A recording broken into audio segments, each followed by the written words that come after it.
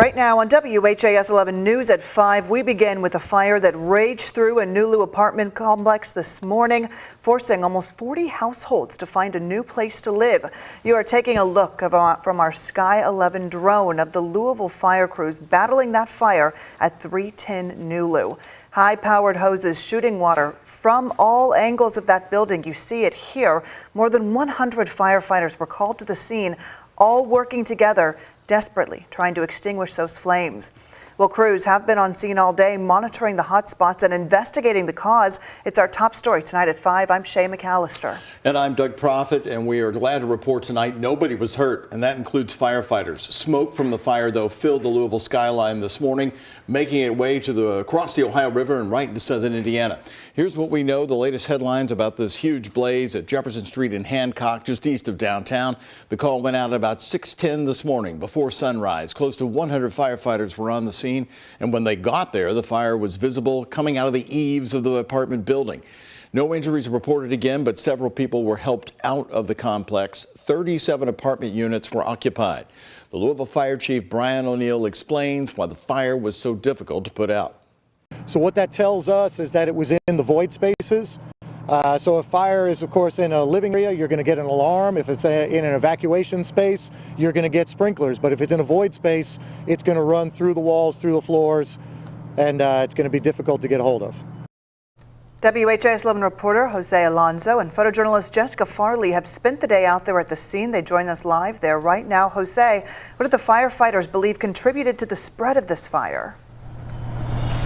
Shay, Doug, yeah, as you just heard from Fire Chief O'Neill, he also went on to say earlier around noon that it could have been the structure, the new structure of this building. He says when compared to old architecture and structure around here, that those places don't tend to catch on fire as easily, but this one did. And I do want to show you, he also pointed out where exactly he believes the fire started. It's that hollow spot, kind of rectangular spot next to those apartment buildings. And what I also want to show you is that they are continuing to may looking like blasting water down into the building on some possible hot spots as well. Now, of course, this is where everything is kind of dying down, but for the most part, crews are still here. And I did catch up with one neighbor who said that the scene and the fire was so vivid that it awoke her from her slumber earlier around 6 o'clock.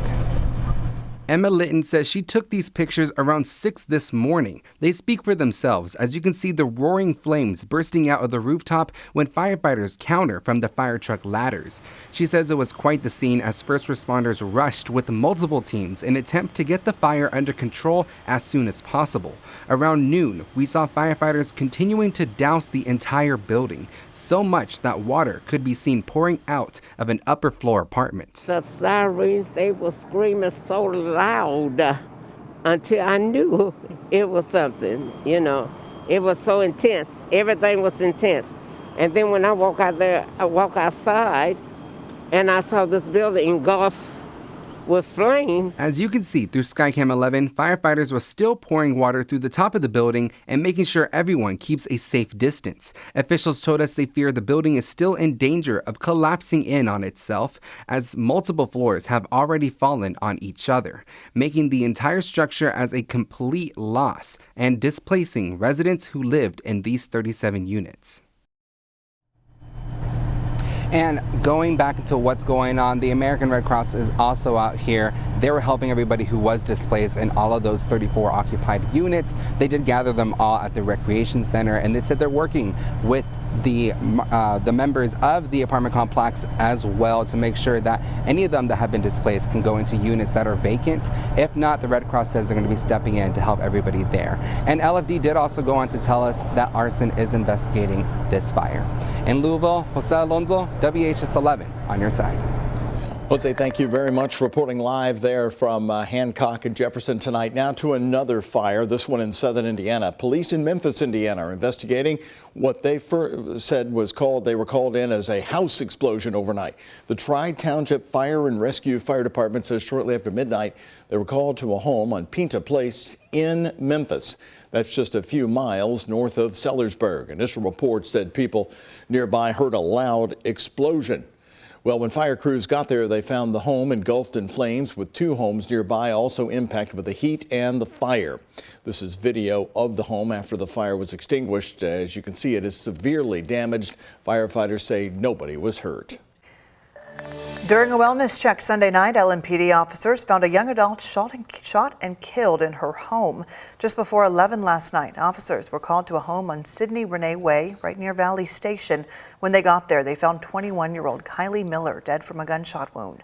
LMPD's homicide unit's investigating. Right now, they tell us they do not have any suspects, but they are hoping to get more information from the community.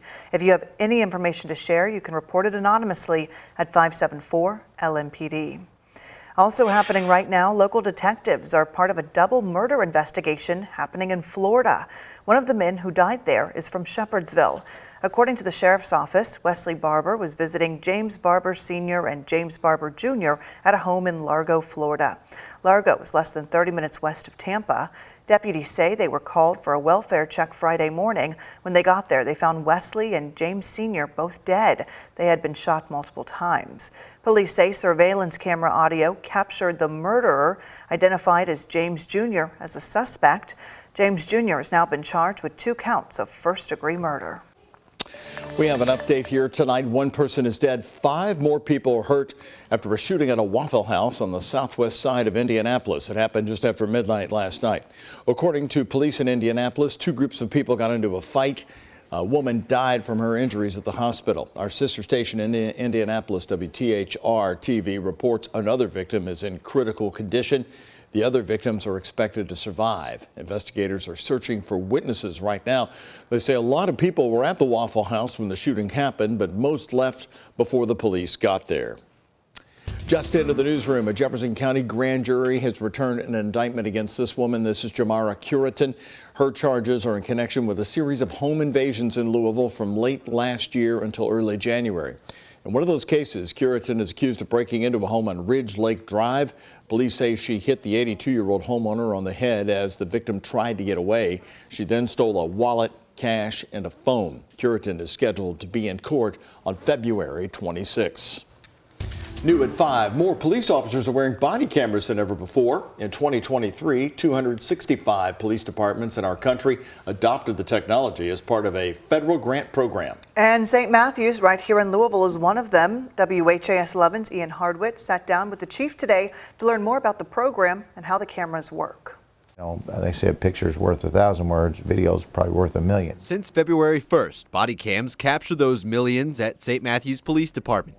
Each of their 45 officers wears one, including Chief Barry Wilkerson. Actually, I'll show you now. Once it's hit, it will actually activate. The officer can see that it's red. Red and recording, although the button's a bit of a formality. Those cameras are always grabbing video. We can always go back and pull that video and be able to watch what happened. The only thing it will not do is record audio, so it will get the video of the encounter. They still gather sound while actively recording. That's automatically triggered whenever an officer turns on their squad car's emergency lights, also initiating the dash cam. The cars have a dock for charging and uploading, but there's some in the station too. But you can pop it in the cradle right here, and it will now upload to the system. The video's then stored on a cloud server, 2 years in most cases. We can watch it. Now here's the chief filming me, filming him. Turn it back off, you just hit it twice. While the cameras are bringing more transparency to the department, they're also bringing some extra costs, around $400,000 over the course of 5 years for equipment and storage. That would be nearly enough to hire 3 officers. Even with the price, which is offset by a federal grant from the DOJ, Chief Wilkerson wants the cameras to stay. I think it's important that the community is seeing what we're doing. I think it's important that they know what our officers are doing. And I think in those situations, especially critical incidents, we have good documentation of exactly what happened. In St. Matthews, Ian Hardwitt, WHAS 11, on your side. And it is more than just video storage and camera costs. The department's actually opening up a new position to handle the video recordings. Some open records requests can take hours to finish. We had the beginning of a nice warm-up today after a really cold winter weekend. Look at those skies even tonight. We're getting a little bit more daylight each day as it goes by. Certainly felt good out here, but what a chilly start, Colleen. It's been cold in the mornings, and in fact our low tonight is 29. So yes, we're sitting in the 50s, but we still have cold nights. Remember, we are still in the winter season, but yes, above average temperatures here for the next few days.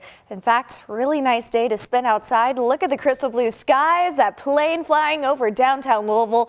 55 degrees right now. I think this is very comfortable temperatures for this time of year. We should be in the upper 40s, really. 53 at Bowman right now, sitting at 55 in downtown. So sunset is actually at 6:25 p.m. going to continue to get later as each day passes. I think by the time we head towards the end of or beginning of March, we're going to start to talk about a sunset past 7 p.m. That'll be great. So over the next 12 hours, temperature is slowly going to cool off, hovering around the 40s by 9 p.m. And then overnight tonight, we are going to cool off below freezing, around 32 at 5 o'clock. But by 8 a.m., I think that's going to be our coldest window. Temperatures cooling off to the upper 20s, 29 for your low here in downtown. I think we can even get a little colder in some spots. Another beautiful day in store tomorrow. Plenty of sunny skies. But of course, we're tracking that next chance of rain later this week. I'll time it out coming up. Doug, Shay. Thank you, Colleen. More top stories here at 5 today. Community and education leaders are sharing more of their concerns about the effort by Republican Kentucky lawmakers to curtail diversity, equity, and inclusion policies at the state's universities. GOP senators claim those same programs discriminate against certain people in the college hiring and admissions processes. So here's what one of those bills would do. Students and faculty at public universities and colleges could not be penalized for refusing to support certain DEI measures that they deem divisive. That includes topics around race, sexual orientation, and gender identity. It would also make it easier for students and faculty to file lawsuits against universities for having programs deemed to be divisive. Another would prevent public school districts from advocating for DEI programs. Well, today, members of the Louisville Urban League gathered right here with other education leaders about these bills. They're calling on Kentucky legislators to stop what they are calling harmful attacks in education. And JCPS Superintendent Dr. Marty Polio joined the Urban League, sharing how JCPS has made big strides in inclusion, and this legislation will erase their progress. Well, I can't say it clear enough that I believe this legislation, any legislation around anti-DEI, and specifically making sure we eliminate the achievement gap by focusing on our kids who are most marginalized, will set us back decades in JCPS. And I think Polio said the three things that will help the district more than any of this legislation is having teachers in the classroom, drivers for every school bus, and students at their desk every day. The Urban League emphasized that even the words diversity, equity, and inclusion mean something. Diversity, equity, inclusion are not buzzwords or meaningless catchphrases. They are the building blocks of a prosperous and thriving community. They are the elements that ensure that the complete story gets told. The bill targeting DEI policies at universities has passed through the Senate. It's now on its way to the House. The one focusing on public school districts is still in a Senate committee.